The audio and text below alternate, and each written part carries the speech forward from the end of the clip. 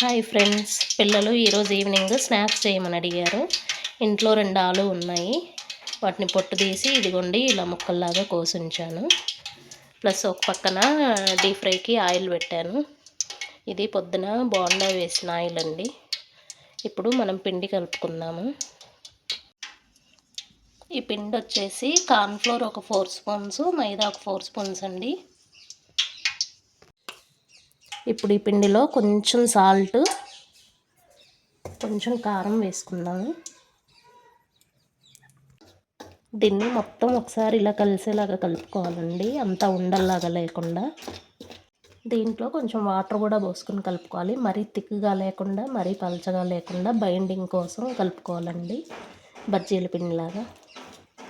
ఇప్పుడు ఇంకో ప్లేట్ తీసుకుని దీంట్లో బియ్యం పిండి వేసుకోవాలండి. ఇంట్లో కూడా ఇందాకట్లాగానే సాల్ట్, కొంచెం కారం వేసుకుని కలుపుకోవాలి.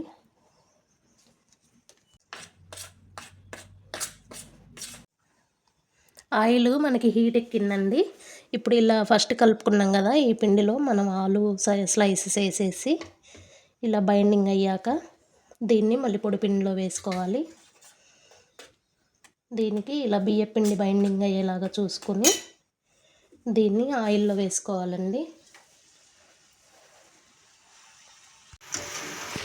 ఆయిల్ కొంచెం సిమ్లో పెట్టుకోవాలండి. సిమ్లో పెట్టుకుంటే మనకు మొత్తం ఆలు అంతా లోపల వరకు ఉడుకుతుంది. ఇదిగోండి ఫ్రెండ్స్, మన ఫ్రెంచ్ ఫ్రైస్ అయితే మంచి కలర్ వచ్చాయి.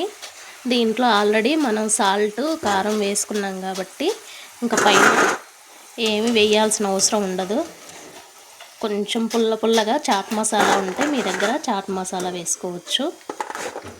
ఇదిగోండి, చాట్ మసాలా ఇలా చల్లుకుని తింటే పుల్లగా బాగుంటుంది. చూపించు.